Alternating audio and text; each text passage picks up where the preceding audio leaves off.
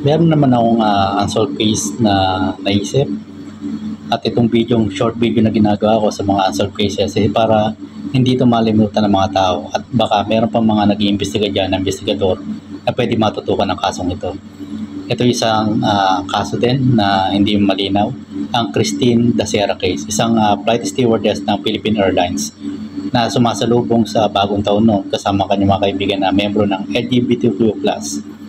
Yung nangyari yung krimen, pinagbintangan ng kanyang mga kaibigan na bakla o membro ng LGBTQ plus community na sila raw ang suspect. Pero ang sabi ng mga akusado na kanyang kaibigan din ng biktima ay hindi lang magagawa yon sa kaibigan nila kasi nga sila yung mga bakla at hindi gumagalaw ng babae dahil lalaki din daw ang gusto nila. At matagal nilang kaibigan ng kanilang kaibigan, syempre. Ngayon, naging magulo ang investigasyon kasi nasira na yung body o katawan ng mismong biktima na pagkukuha na ng DNA test ng mga posibleng akusado o suspect sa krimen. May 2 kwarto, kasama si Christine Dacera, mga kaibigan niya, at yung kabilang kwarto ay mga punong-puno rin ng mga lalaki na sumasalubong sa bagong taon.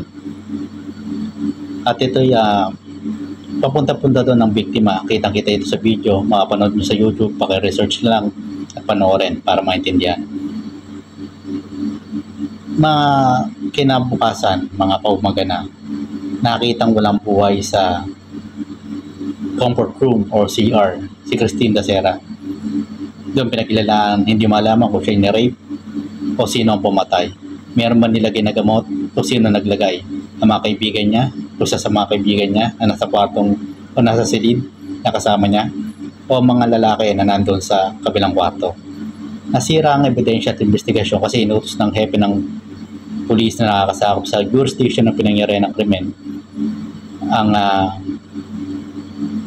pagpapasunog o cremate o pagpapaimbalsa mo, kung hindi ako nagkakamali, ay nahalagyan na ng chemical ang katawan ng biktima na pagkukuha na sana ng ebidensya ng NBI ng DNA, fingerprint o dugo kung nalaman man ng biktima. Sayang, dito nasira ang investigasyon kasi pandemya noon, COVID-19. Medyo patapos-tapos na rin ang pandemya noon, medyo nagluluwag ng ating bansa. Kaya yun ang nangyari, yun ang katwiran ng hepe ng pulisya na nag-utos para maimbalsamo o makremit na ang biktima. Umiyak ang nanay o ina ng biktima para sa hustisya sa kanyang anak. Pero hanggang ngayon, hindi malinaw ang